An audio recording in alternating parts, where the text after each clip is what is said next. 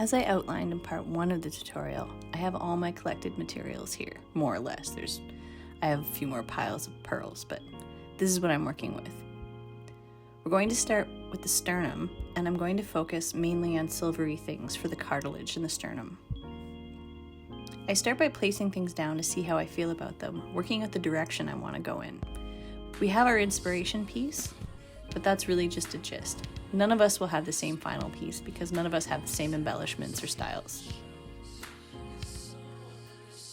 My most unique pieces are these old rhinestone necklaces, and I really wanted them to shine front and center. I wanted to get a feel for the piece as a whole, and filling in the spine neck seemed like a good way to do that. I used creamy things for this part. Pearls around the outlines of the vertebrae, filled in with cream and off-white seed beads. There's a tutorial on my Patreon for a more in-depth look at creating textures like this. I made the cartilage silver so it would stand out. I'm really sorry for how much my head is in the way of this. I was trying to show you a good overview of me putting it together and the camera. It's very hard to angle the camera for these things because if I can see well, that means you can't see well. Later on in the tutorial, I'll show you. I moved the camera so that it's closer and you can see more, and I can't see well in those shots, but you get a better gist of what's happening and you don't see my silly head as much.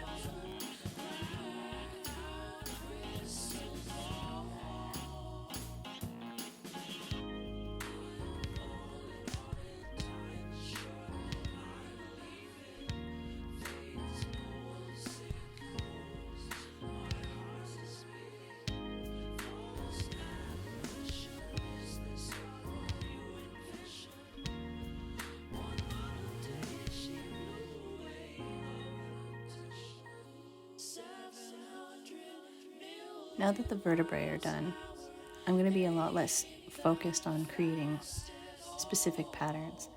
Now I'm working on filling out the silver part of the sternum. I'm not a huge fan of symmetry. I like to have things be a little bit chaotic as long as they're balanced. Balance is more important to me than having things be perfectly symmetrical.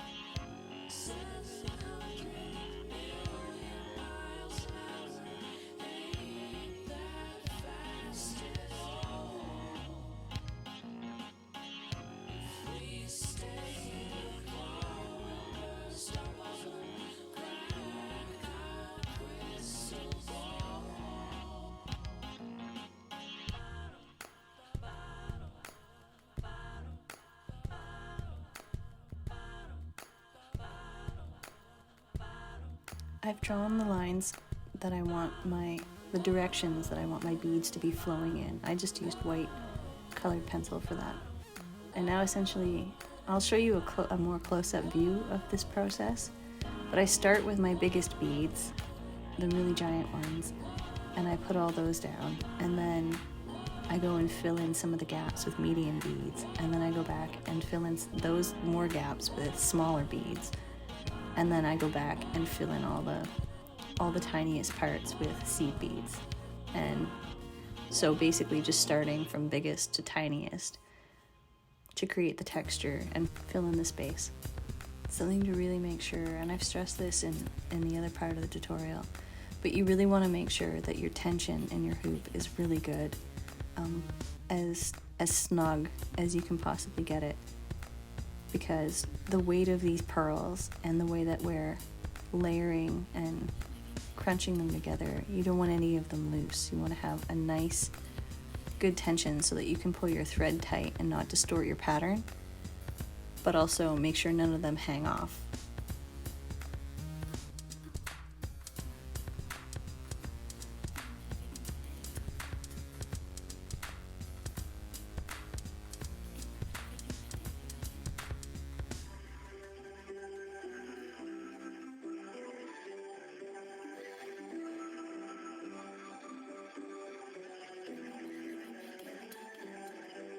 As I mentioned, I was going to show you a slower, not time-lapsed version of putting these ribs together. Starting with the really big beads and then moving to smaller beads as we go along.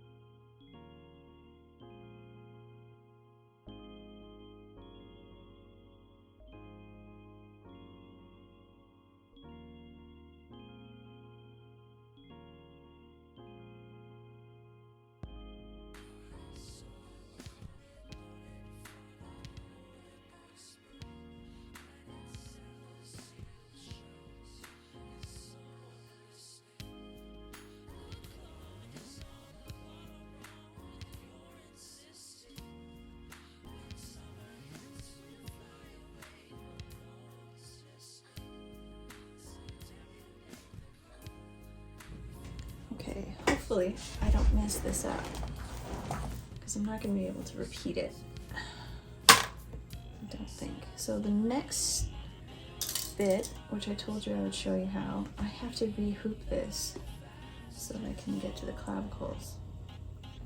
So I'm going to take all my pins out. These are all here holding back thread tails on the other side. And I can probably show you what the other side looks like. It's gonna look messy because I get lazy when stuff is just for me. And I don't tie off everything until the end, which is a bad habit I encourage you not to get into. All right, so I'm gonna unclamp this. I really hope that you can see everything. This is as high up as my tripod goes, so. Yeah, it's fully extended, okay. And yes, oh yeah, I forgot about this. I spilled all my pearls at the beginning of this. Oh, it's not a sound I want to hear. Alright, so I'm unscrewing this. There we go. Now, I've had people ask me in the past how to get rid of the lines, the marks from the hoop. We'll cope with that later, but off the top of my head, I'm going to say steaming is going to be your best bet. Oh man, this looks good. I like that, like the weight and heaviness.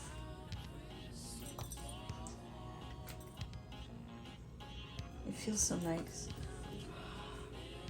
I'm just going to be feeling myself out the whole time I wear this. All right, in the back, let's get this out of here for a second.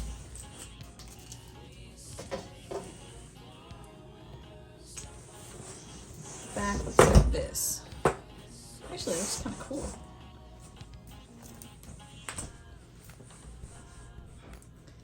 This is why you should probably tie off your tails, because this would look a lot neater if I had done that. But like I said, this is just this started off as a personal project, not one for clients, although I've had several requests to make more of these at this point. But anyway, that's what the back looks like. I kind of dig it. Anyway, so the next part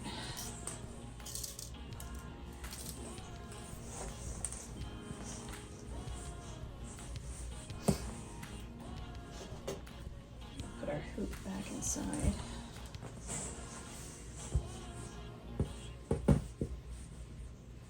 It has to be down enough. I won't catch any edges unless I do one at a time. Maybe a little bit. Again, this is that laziness thing, right? I hate rehooping. I don't think I can avoid it though. I might have to do this in two because of how wide it is. Alright, we'll do one at a time. It's probably more instructive that way anyway, because most of you probably don't have hoops as big as I do. I'm gonna open this up.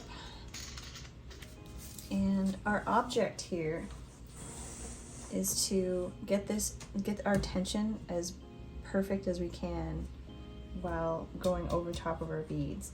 And the reason we wanted super good tension in the first place is for things like this. Now, in a professional setting, I would have used a frame that was big enough to fit the whole piece on. But because you're not professionals and I wanted this to be a public tutorial for people with more basic skills, I'm adapting what we have with what I think is available to you. So I know most of you probably don't have a hoop this gigantic, you're working with smaller hoops, so that's why I really wanted to include this part in the tutorial so that you could see how I do it in a situation like this and why it matters. So when we originally hooped up, I encouraged you to be to get your tension as snug as you possibly could. And the reason is because you don't want these to be, like, it's easier to get your tension nice and taut with your actual beads if the tension on your ground fabric is really good. So like these don't move around a lot. Like, you know how like you see sometimes they're like pulled loose. You don't want that. And it can be fixed, you can go back and fix it, but if we just start off with good tension straight out of the gate, it helps. And then it also helps when you have to re-hoop in this way. So it's going to, I'm hoping I don't have any of these really giant pearls caught in the frame here. I'm gonna open this as much as it goes because we have a lot more bulk we're dealing with now.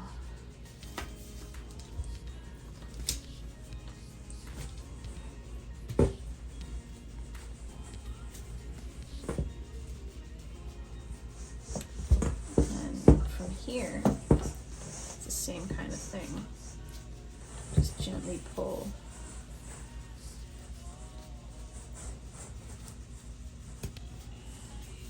And then as we pull,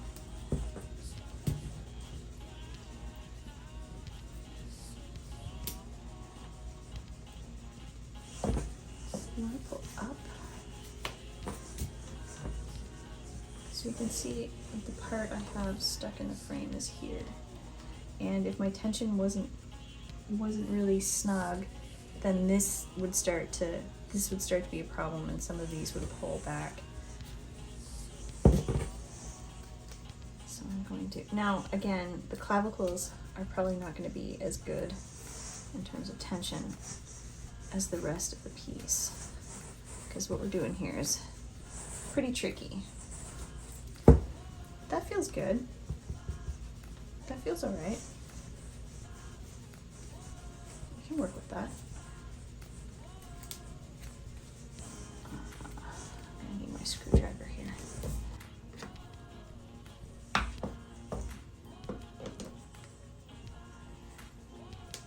If you have a smaller hoop, you can use pliers to help you make your hoop tighter.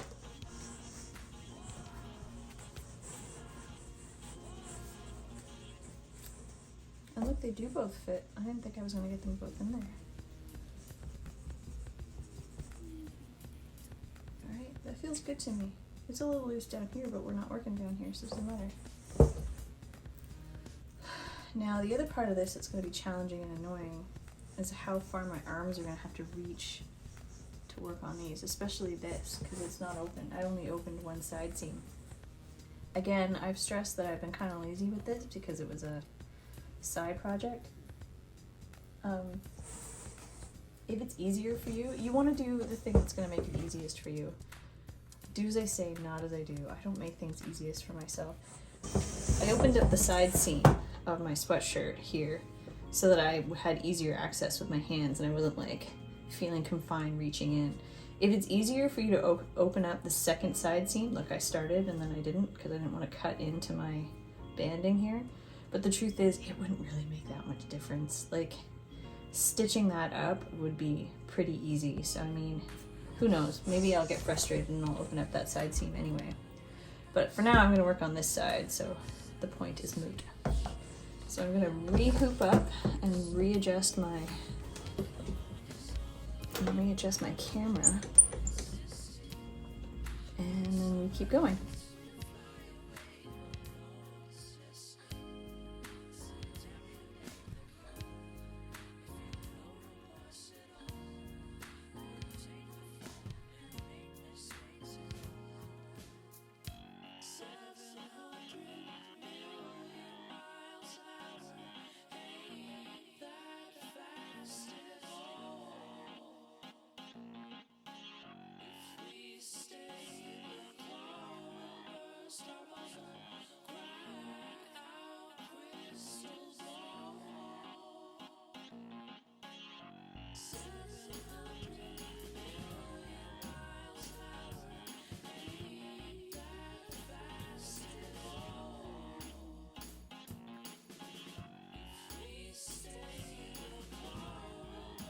Here we are, we're all done. Congratulations so much on getting this far. All that was left to do was to stitch up that side seam. It was just a quick straight stitch in my sewing machine. Then I got to put it on and dance around. Hope you enjoyed this tutorial. I know some parts were glossed over, but I was limited for time and the fact that this was a free public tutorial. There's plenty of other techniques and more advanced techniques available on my Patreon if you're interested in going further. But if not, there's plenty to work on with this one. And yeah, you can leave me questions in the comments or get in touch. I'd love to see what you make with this. It would be fantastic to see your projects. It would make me so happy. Thank you so much, everyone.